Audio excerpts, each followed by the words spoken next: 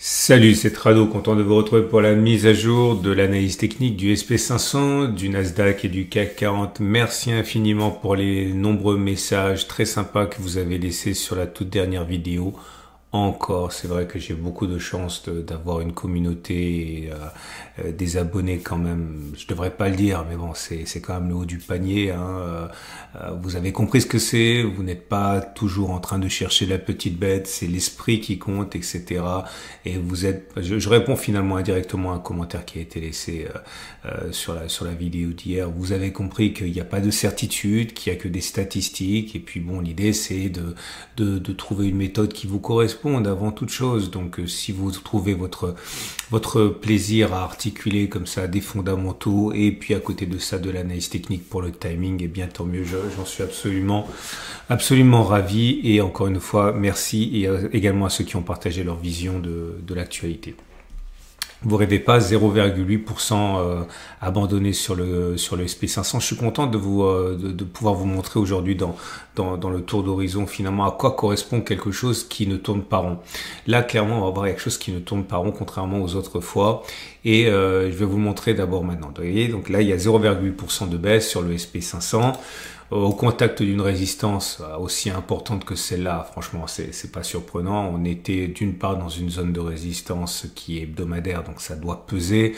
À côté de ça, je vous rappelle qu'on est toujours sur le coup d'un three line break baissier. Je vais pas la refaire, mais regardez la vidéo d'hier. Hein. Lorsque l'on regarde le three line break, on sait qu'après qu'on a inscrit un premier bloc rouge, on a quasiment 2 chances sur 3 d'avoir plutôt un deuxième bloc rouge qu'un bloc vert. Donc là, on est en ligne finalement hein, avec ça. Hein, et c'est intéressant de voir que même si à court terme, on a l'impression qu'on ne fera pas quelque chose, eh bien, avec le temps, ça se décante et on va vers ce qui statistiquement a été prévu plus souvent qu'on ne le fait pas. Ça sert à ça aussi de trader avec les probabilités. Donc, il ne serait pas non plus complètement lunaire à un moment ou à un autre de clôturer en dessous hein, de ce niveau-là qui est à peu près à 5960. Ok. Et je vous rappelle également hein, que les cours pourraient bien descendre. C'est ma préférence d'ailleurs hein, vers les 58,30, 57,67. Alors maintenant, je vais vous montrer d'abord ce qui colle pas. Donc au niveau du Nasdaq, ça colle aussi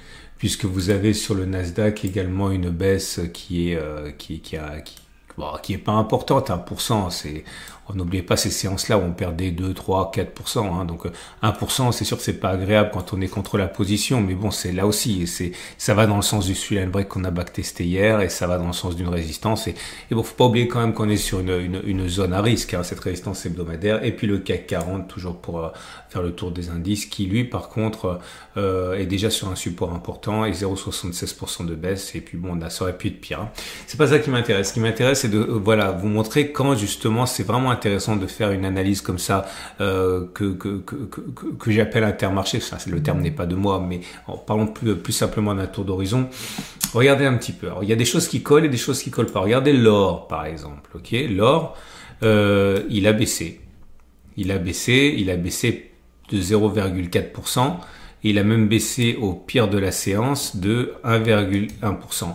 Ça colle pas, par exemple, parce que vous savez que quand les choses vont mal, l'or monte. C'est le baromètre de la peur, le gold. Et là, vous voyez bien qu'avec un SP500 qui baisse de 0,8 et un Nasdaq qui baisse de 1, certains crieront à la panique et crieront au risque de reprise baissière importante. Et là, vous voyez, ça colle pas avec le gold. C'est ça qui est intéressant, justement. Regardons encore ce qui se passe au niveau des... non, j'en profite pour dire un truc, là. Donc, si vous voulez spéculer à la baisse, par exemple, on m'a demandé hein, d'être plus disert sur ça. Vous pouvez spéculer à la baisse, stop de protection dessus, par exemple. Hein. OK ? Si ça vous intéresse.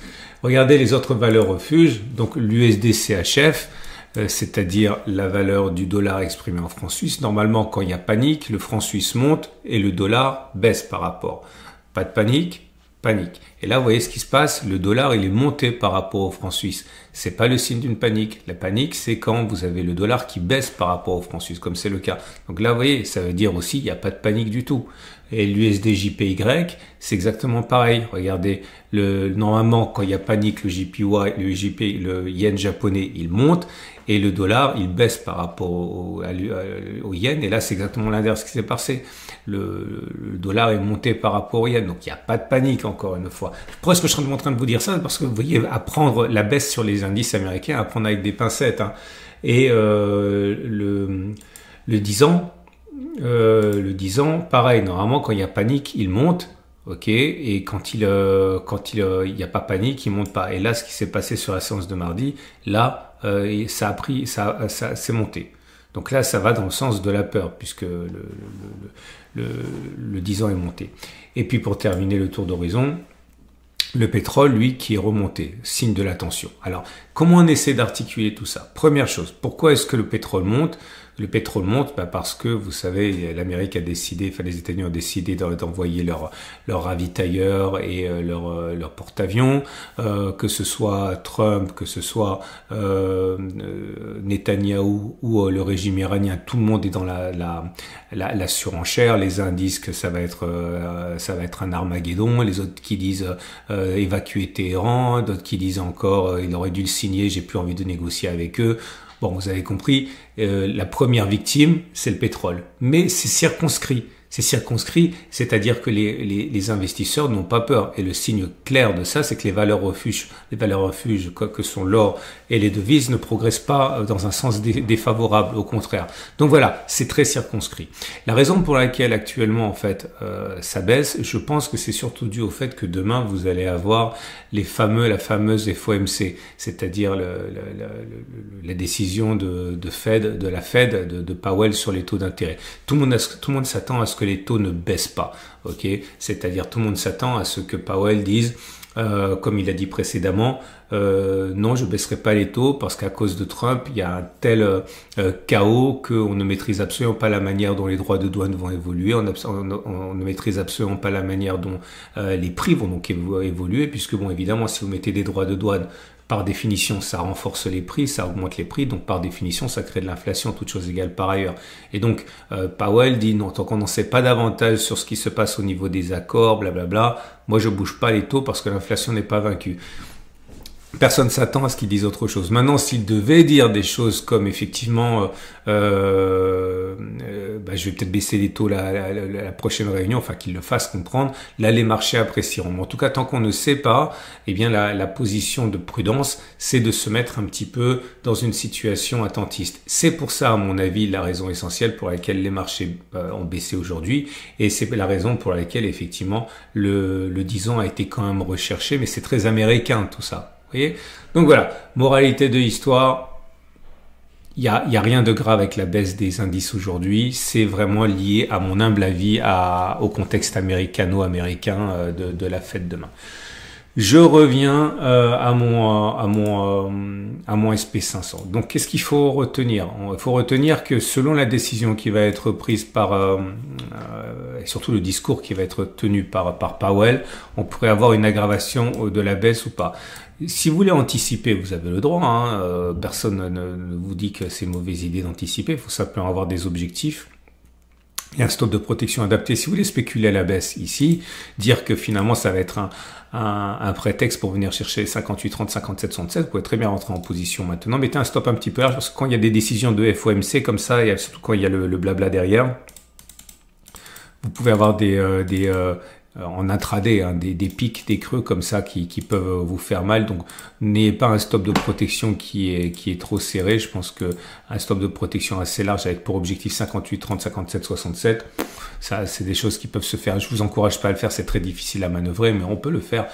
Ok. Si vous avez un biais qui est haussier, acheter maintenant, ça me semble quand même un petit peu risqué. J'attendrai plutôt un retour sur les 58, 30, 57, 67 pour acheter. Ok, ou alors si on passe et qu'après on fait un throwback, on a déjà parlé, mais bon, c'est pas pour tout de suite. À titre personnel, je vous rappelle que je suis déjà acheteur sur cette position à 59,67. Donc c'est pas gagnant, loin s'en faut, mais c'est pas vraiment perdant. Je suis à peu près à l'équilibre. Ok, je vais pas dire pourquoi j'ai acheté, j'ai déjà suffisamment parlé de ça. La tendance est toujours haussière. Ok, même si on allait chercher 58, 30, 57, 67, la tendance serait encore haussière avec des pics et des creux ascendants. C'est ça qui est important. N'oubliez pas non plus que si vous spéculez à la baisse, vous avez l'idée du straight line break qui est dans votre sens. Si on regarde le Nasdaq, c'est exactement pareil. Les taux d'intérêt ont encore plus d'influence sur les valeurs du Nasdaq parce qu'elles sont très fortement endettées et beaucoup d'entreprises sont endettées à taux variable. Donc ça joue directement. Là c'est pareil, si vous êtes haussier, eh bien vous pouvez attendre que l'on revienne sur 21,040, 21,800, stop de protection en dessous, ou alors en plusieurs fois, vous rentrez un peu ici, un peu là, mais enfin bon, a priori il n'y a pas de raison d'envisager que ça descende jusqu'en bas. Si vous avez un biais qui est baissier, vous êtes à un très bon point pour spéculer à la baisse ici, parier sur un retour sur les 21,040, stop de protection au-dessus, ou si vous avez un backtest, comme on en a déjà fait beaucoup. Le CAC 40, c'est pareil, sauf que, on le sait, on est déjà, le CAC 40 est en avance parce que la BCE est en avance, elle a déjà baissé ses taux beaucoup. Donc, à partir de là, on est déjà sur un support, 117, 116,05. On peut envisager d'acheter sur ces niveaux, ça tient pour l'instant, un stop de protection serré ou large. Ou alors avec un backtest. Regardez, là, on vient de faire un pin bar, on l'a backtesté 50 000 fois le pin bar ici. Ok, on sait très bien que quand vous avez un corps qui est circonscrit dans la partie hausse au-dessus des 38,2%, comme c'est le cas ici, on a beaucoup plus d'une chance sur deux de continuer à monter que d'aller chercher les plus bas positionnés sous les plus bas. Vous pouvez tester ça. L'avantage quand vous tradez avec un backtest, c'est que vous n'avez pas à vous poser la question pour le stop de protection puisqu'il est donné par ce que vous avez testé. Ok, voilà, on a fait le tour, 11 minutes. J'aimerais également vous rappeler que l'or bon, vous savez, le Commitment of Traders, je le fais pour le SP500, pour le CAC 40, je le fais aussi pour les métaux précieux. Et depuis 2-3 semaines, il se passe quelque chose au niveau du gold, c'est-à-dire que les traders recommencent à revenir en masse alors qu'ils en étaient sortis. Ok, et là actuellement, l'or est en embuscade. Je vous l'ai montré tout à l'heure. L'or est en embuscade sous la résistance historique. Ça se trade ça, c'est-à-dire que vous pouvez vous préparer à acheter, mais vous pouvez également acheter des vraies pièces, du métal, du physique, ok, pas pour trader, mais pour investir, pour donner à vos enfants, pour la retraite, etc., comme garantie de votre pouvoir d'achat. C'est une sorte de pont avec le futur. Regardez ma vidéo sur l'or que je viens de publier si vous voulez en savoir davantage. Franchement, ça pourrait vous intéresser. Excellente journée à tous. Pareil, si vous avez des choses à dire, mettez-les en commentaire, c'est toujours lu, c'est toujours lu. Vous êtes de plus en plus nombreux à regarder les commentaires et c'est une bonne chose. Sachez que quand vous marquez quelque chose, ça va être lu par des milliers de personnes, enfin des milliers, ok, donc c'est jamais perdu. À demain pour la mise à jour.